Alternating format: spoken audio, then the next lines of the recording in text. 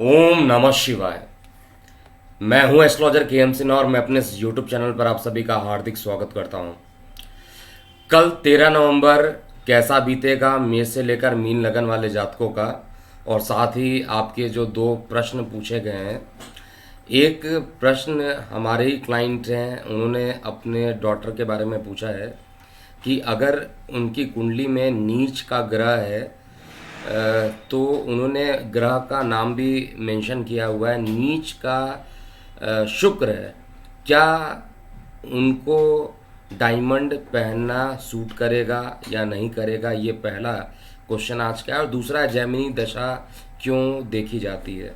तो ये दोनों ही महत्वपूर्ण क्वेश्चन है। विशेष रूप से जब आप रत्न को धारण करते हैं तो इस समय आपको बहुत ही सावधानी बरतना चाहिए, क्योंकि रत्न जो होते हैं हमेशा कारक ग्रहों के रत्न पहने जाते हैं। नीच ग्रहों का फल हमेशा नीचता वाला ही मिलता है, याद रखिएगा। कई लोग इसमें कंफ्यूज हो जाते हैं, सोचते हैं कि मेरा ग्रह नीच का है अर्थात कमज़ोर है, तो कमज़ोर को मैं अच्छा बना लूँ। ये कॉन्सेप्ट बिल्कुल गलत है। जो ग्रह अच्छा होता है वो सदैव अच्छा फल देता है। जो ग्रह नीच अवस्था में होता है वो हमेशा नीचता ही प्रदान करेगा। नीच ग्रहों की आराधना करना, नीच ग्रहों का रत्न पहनना, नीच ग्रहों से संबंधित वस्त्रों को धारण करना, ये केवल और केवल अशुभता को फैलाने वाला होता है।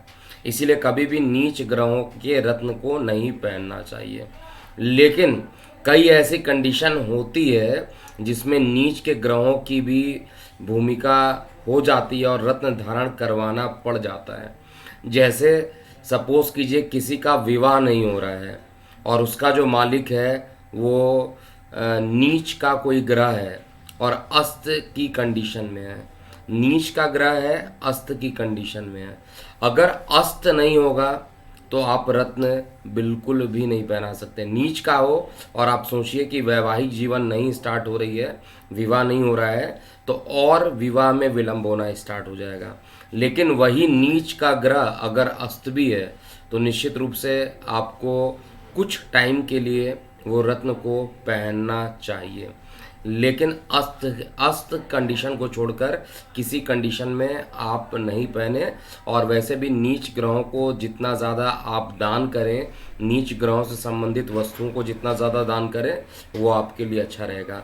जिनको भी एस्ट्रोलॉजी में काफ़ी इंटरेस्ट है वो हमारे ज्योतिष सीखिए नामक प्रोग्राम, जो कि प्रत्येक मंगलवार और शनिवार को रात्रि 8 या 9 बजे के आसपास होता है, कम्युनिटी पोस्ट में रख दिया जाता है। इसलिए आप लगातार, जिनको नहीं पता है, चैनल को सब्सक्राइब करके रखिए और कम्युनिटी पोस्ट पर ध्यान रखिए, क्योंकि जब भी मैं लाइव हूँगा कम्युनिटी पोस्ट पे पहले अपडेट कर देता हूँ और उसके अकॉर्डिंग आपको मैं पूरे जी जान से चाहता हूँ शून्य से लेकर अनंत तक आपको इस विद्या से लाभान्वित किया जा सके। अब दूसरा क्वेश्चन है, जैमिनी दशा क्यों देखी जाती है। देखिए, बहुत सारे एस्ट्रोलॉजी में शाखाएं हैं। अगर आप देखिएगा वैदिक ज्योतिष के अंदर ही अगर आप चेक कीजिएगा तो बहुत सारी चीज़ें आपको देखने को मिलेगी। इसके अलावा मुंडेन एस्ट्रोलॉजी, जिससे हम लोग देश की घटनाओं को निकालते हैं, भूकंप कब आएगा, कहाँ पर बाढ़ की स्थिति होगी, कैसा रहेगा हमारा देश या राज्य या जिला, जो भी आप कह सकते हैं, उसके बारे में मेदिनी एस्ट्रोलॉजी, जिसको मुंडेन एस्ट्रोलॉजी कहते हैं, वहाँ से निकाला जाता है। जैमिनी एस्ट्रोलॉजी ऋषि जैमिनी के आधार पर बनाई गई है। इसमें जो राशियाँ हैं उनको दृष्टि प्राप्त है, जबकि वैदिक ज्योतिष में जो राशियाँ हैं उनके पास कोई दृष्टि नहीं होती है। जो ग्रह होते हैं उस राशियों को देखते हैं, उसके आधार पर परिणाम देते हैं। तो जैमिनी ज्योतिष में भी कई चीज़ें क्या हैं, अगर आप वैदिक में देखिएगा तो अगर शुक्र जो है 20 साल चलेगा और चंद्रमा 10 साल की अवधि है, ये तो हमेशा सभी की कुंडली में लगभग लगभग सेम रहेगा। केवल जन्म के समय की दशा थोड़ी कट जाती है, क्योंकि उस समय चंद्रमा कितने अंश तक आपके राशि को क्रॉस कर दिया है उसके अकॉर्डिंग आपका स्थिति, पहली दशा को छोड़ दिया जाए तो बाकी लगभग सारी दशाओं का जो टाइमिंग रहेगा वो सेम रहता है सभी के लिए। लेकिन चर दशा में राशियों की टाइमिंग फिक्स नहीं है। कई बार राशियां ज़्यादा समय ले लेती हैं, कई बार राशियां कम समय लेती हैं, कई बार ये क्लॉकवाइज चलती हैं, कई बार ये एंटी क्लॉकवाइज मूव करती हैं। तो इस पर अगर मैं बताने लगूं तो पूरा एक लेक्चर, 2 लेक्चर, 3 लेक्चर केवल जेमिनी पर ही चला जाएगा। फिलहाल जेमिनी दशा को आप ऐसे समझिए जैसे आप वैदिक पढ़ते हैं उसी तरीके से मेदिनी पढ़ते हैं, उसी तरीके से एक जेमिनी दशा जिसमें आपकी जो राशि होती है उसके अकॉर्डिंग दशा चेंज होता है। उसमें हम लोग राहु की दशा, केतु की दशा नहीं काउंट करते हैं, बाकी 7 ग्रहों को इन्वॉल्व करते हैं और अलग अलग टाइप के आत्म कारक, मात्र कारक, ऐसे करके 7 कारकों को हम लेकर बताते हैं। अभी बताऊंगा तो वीडियो का ड्यूरेशन थोड़ा लंबा हो जाएगा।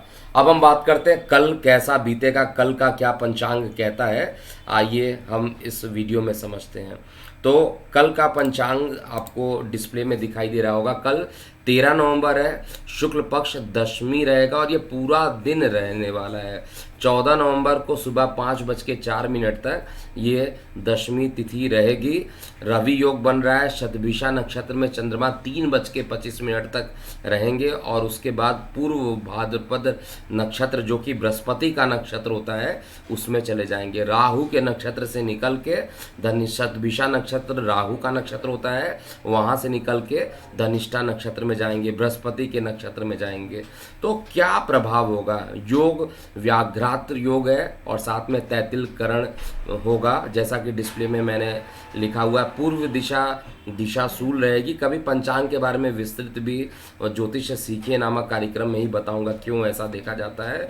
और प्रातः 8:30 से लेके 10 बजे तक का जो टाइमिंग है वो राहु काल का कल का टाइमिंग रहेगा। अब हम स्टार्ट करते हैं कल कैसा बीतने वाला है मेष से लेकर मीन लगन वाले जातकों का पूरा दिन।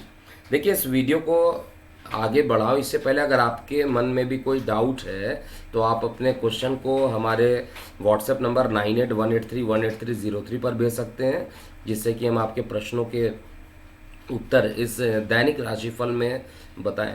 और जो लोग दैनिक राशिफल देखते हैं वो डेली इसको देखा करें, क्योंकि दैनिक राशिफल में लगभग आपको एक ट्रेंड पता चलेगा कि ये कोई भी टाइम आपका जो है वो अच्छा होगा, खराब होगा या औसत होगा। कम से कम ट्रेंड भी पता चल जाए तो भी एक अच्छी बात है, ट्रेंड पता करना, क्योंकि आपकी लगन कुंडली अलग होगी लेकिन ट्रेंड जो होगा किसी में ज़्यादा या किसी में कम हो सकता है। फिलहाल हम बात करते हैं मेष लगन में। देखिए, मेष लगन में चंद्रमा जो है कुंभ राशि में ज़रूर दिख रहा है, लेकिन 3:25 तक ये शतभिषा नक्षत्र में रहेगा जो कि राहु का नक्षत्र है और उसके बाद पूर्व भाद्रपद नक्षत्र में चेंज हो जाएगा। तो कल के दिन जो होगा आपको आपकी माता के साथ जो है कुछ कठिनाइयों का अनुभव करना पड़ सकता है। कोई भी कार्य करेंगे उसमें दोपहर तक का जो टाइमिंग है, जब तक नक्षत्र चेंज नहीं हो रहा है तब तक कुछ परेशानियों का सामना हो सकता है। माता के स्वास्थ्य में गिरावट हो सकती है, कफ, कोल्ड इत्यादि से भी आप ज़्यादा ग्रसित रह सकते हैं। लेकिन 3:25 के बाद जैसे ही चंद्रमा पूर्व भाद्रपद नक्षत्र में जाएगा, अपने मित्र बृहस्पति के नक्षत्र में प्रवेश करेगा, उसके बाद बहुत सारी चीज़ें आपकी जो सुबह से रुकी हुई थी वो सारी चीज़ें अकस्मात आप देखिएगा कि एक चमत्कार सा होगा और लगातार चीज़ें चेंज होती जाएंगी और 1 बाय 1 चेंज होते हुए और ये पॉजिटिव नोट पर आ जाएगी। कई चीज़ें जो रुकी हुई थी उनका एक के बाद एक बदलते रहना, पॉजिटिव मोड में आना, ये आपके लिए अच्छा रहेगा। भूमि वाहन मकान को खरीदना चाहते हैं तो दोपहर 3:25 के बाद अच्छा समय रहेगा। तो ये था मेष लगन के लिए। अब हम वृषभ लगन की बात करते हैं। तो आपको चार्ट में वृषभ लगन यहाँ दिख रहा होगा। वृषभ लगन में चंद्रमा जो है कुंभ राशि में है, लेकिन आपके लगन से 10वें स्थान पर है। आपके लग्नेश शुक्र के एक प्रकार से कहा जाए राहु के नक्षत्र में होने के कारण थोड़ा परेशानियों का अनुभव गले से हो सकता है। श्वास नली में किसी प्रकार की कोई एलर्जिकल प्रॉब्लम आ सकती है। छोटे भाई बहनों के साथ कोई मतभेद भी हो सकता है।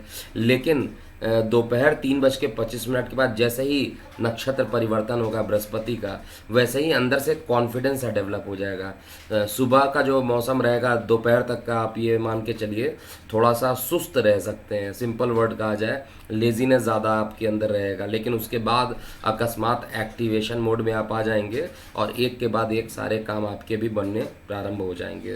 प्रेम प्रसंग अकस्मात आपका कल के दिन बढ़ सकता है, लेकिन जीवन साथी के साथ विवाद की जो संभावना है वो लगी रहेगी। स्वास्थ्य आपका अच्छा रहेगा कल के दिन।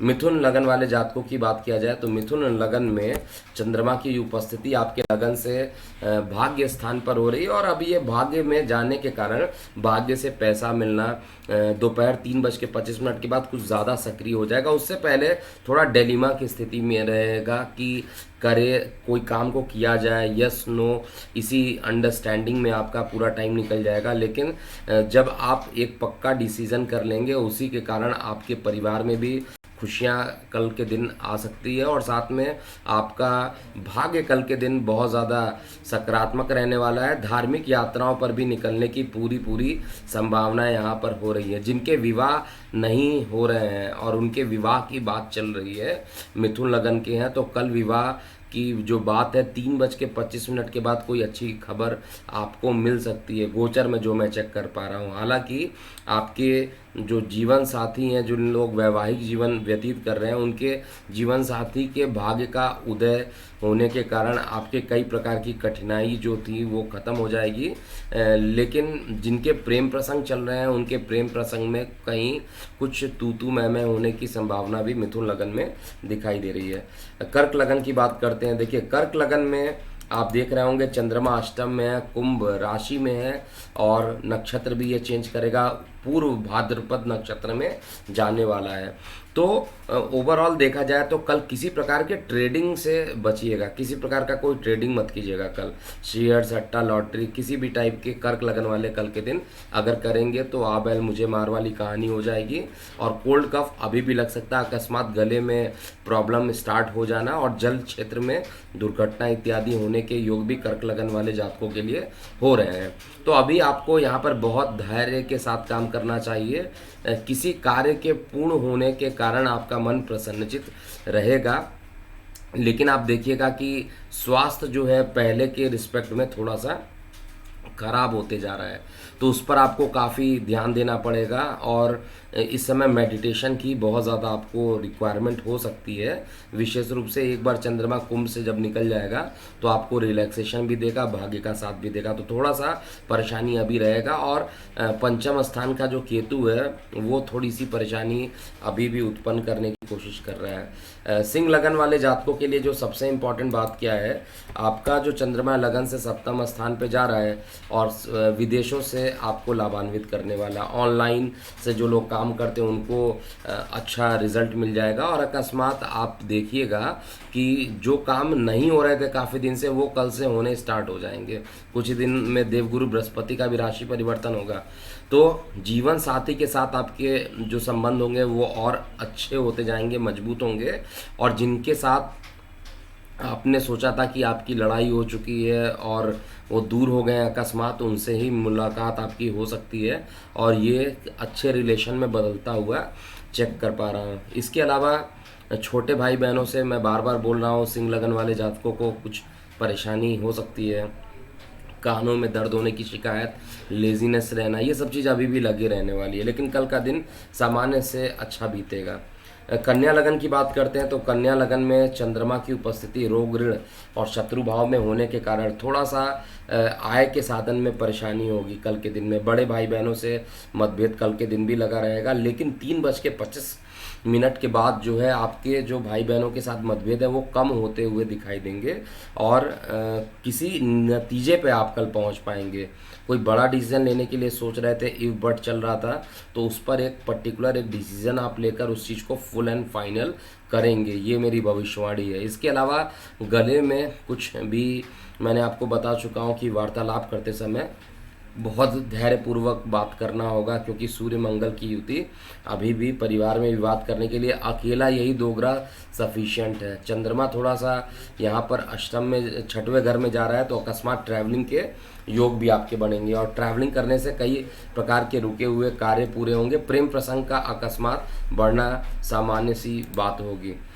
तुला लगन की बात किया जाए तो तुला लगन में देखिए चंद्रमा जो है आपके पंचम त्रिकोण में आया है, आपके कार्यों की सराहना होगी, जैसा कल भी बताया था उसी तरीके से। कर्म क्षेत्र में आप कोई ऐसा काम करेंगे जिससे कि आपको कुछ प्रमोशन मिलने की संभावना, या आपके कार्यों की जो बढ़ाई होती है उसकी कुछ ज़्यादा ही प्रबल योग यहाँ पर दिखाई दे रहे हैं।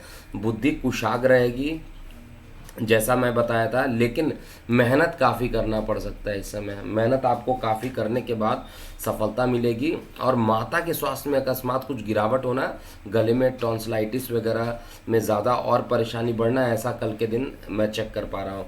लेकिन दो बातें जो इसमें सामान्य रूप से जो कल देखने वाली है, एक तो दूर संचार माध्यमों से लाभान्वित होना, और दूसरा कल के दिन को श्रेष्ठ करने के लिए आपको शुक्र का फास्ट, अगर शुक्र का अगर बीज मंत्र करते हैं तो वो ज़्यादा अच्छा रहेगा।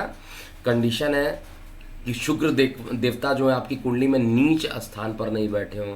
अगर नीच स्थान पर बैठे हों, नीच भंग नहीं होता है तो आपको फिर बीज मंत्र नहीं करना चाहिए। और दूसरा, शंकर भगवान के मंदिर जाइए और वहाँ पर थोड़ा सा दूध को आपको चढ़ाना चाहिए।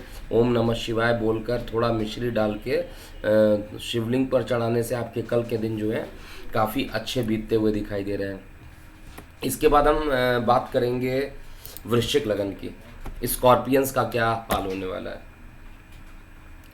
देखिए, वृश्चिक लगन में जो लगन में केतु बैठा हुआ है वो अभी भी आपको परेशान कर रहा है, इसमें डाउट ही नहीं है। कई चीज़ें मन ही मन आपको परेशान करेंगी। कई बार ऐसा होगा कि आप कहिएगा कि माइंड ही नहीं काम कर रहा है, कितना भी प्रयत्न कर रहे हैं काम हो ही नहीं रहा है।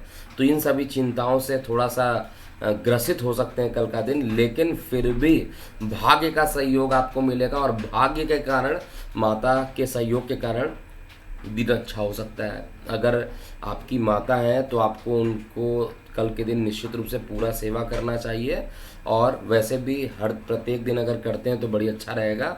आपका भाग्य की माँ जो भाग्येश है वो चंद्रमा है, और चंद्रमा को माता की संज्ञा भी दी गई है। कार्य पराक्रम स्थल पर किसी लंबे प्रोजेक्ट पर आप कल निकल सकते हैं, और किसी प्रोजेक्ट को अगर फाइनल करना हो तो कल के दिन अच्छे रहेंगे। और वैसे भी जो लोग प्रशासनिक सेवाओं में युक्त हैं, जो लोग एजुकेशन इंडस्ट्री में से जुड़ाव किए हुए हैं, उनके लिए अच्छा रहेगा। और स्वास्थ्य के लिए देखा जाए तो कल का दिन बहुत अच्छा बीतने वाला है। धनु लगन की बात किया जाए तो धनु लगन में दो मेजर चेंजेस कल के दिन आपको देखने को मिलेंगे।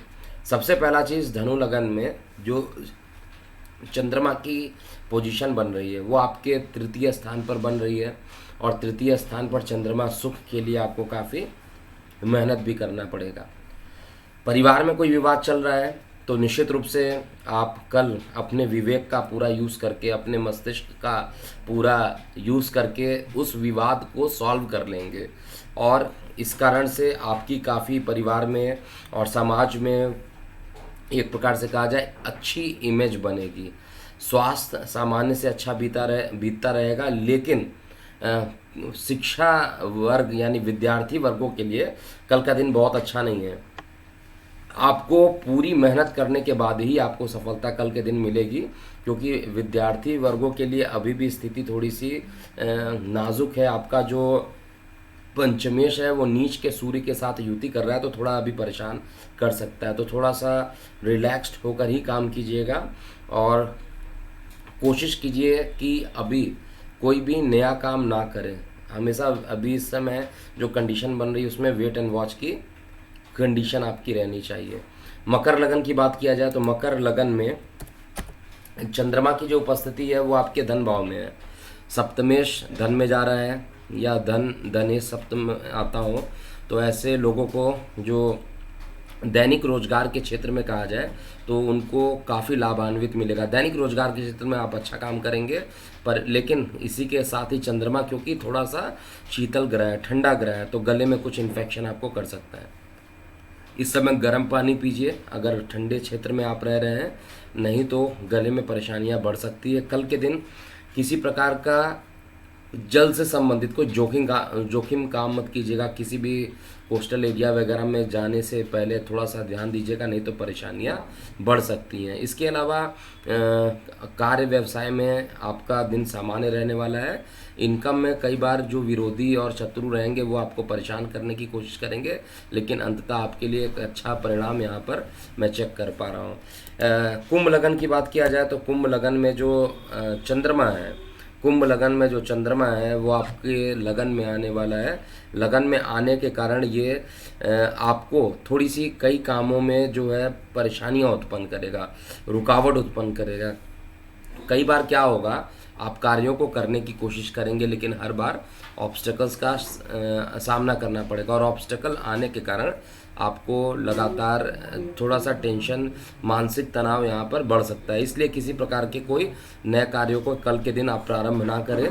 नौकरी व्यवसाय में वैसे ही केतु की उपस्थिति आपके नौकरी व्यवसाय में अनस्टेबिलिटी को बढ़ा रही है, और शरीर में थोड़ा सा आलस्य की स्थिति भी कल के दिन देखने को मिलेगा। लेकिन मान पद प्रतिष्ठा फिर भी आपके बढ़ने की पूरी संभावना। अंतिम लगन की बात किया जाए तो अंतिम लगन अर्थात मीन लगन की बात किया जाए तो मीन लगन में जो चंद्रमा है, विद्यार्थी वर्गों के लिए कुछ स्थान परिवर्तन का योग यहाँ पर बन रहा है। जो लोग घर में थे और बाहर जाकर पढ़ना चाह रहे थे, उनके लिए कल का दिन काफ़ी अच्छा रहने वाला है, और यात्राएं करने से आपको काफ़ी फ़ायदा मिलेगा। यात्राएं होंगी कल के दिन, और यात्राएं करने से आपको कई प्रकार की जो परेशानियां थी वो ख़त्म हो जाएंगी। और अष्टम का अभी भी परेशानी चल रहा है। मंगल, सूर्य और बुध तीनों ही त्रिक ग्रहों का युक्ति जो हो रही है अष्टम में, यह भी अभी भी आपको परेशानी कर रही है, और वार्तालाप करते समय आपको ध्यान देना चाहिए, नहीं तो परिवार में कुछ माहौल गड़बड़ हो सकता है। और बहुत ही पेशेंसली काम करना चाहिए। आय के साधन सामान्य रूप से बढ़ेंगे। तो ये था मेष से लेकर मीन लगन वाले जातकों का कल अर्थात 13 नवंबर कैसा बीतेगा। अभी के लिए इतना ही। आप अपने प्रश्नों के उत्तर अगर जानना चाहते हैं तो कमेंट बॉक्स में ज़रूर कमेंट कीजिए। मैं हूं एस्ट्रोलॉजर के एम सिन्हा। ओम नमः शिवाय।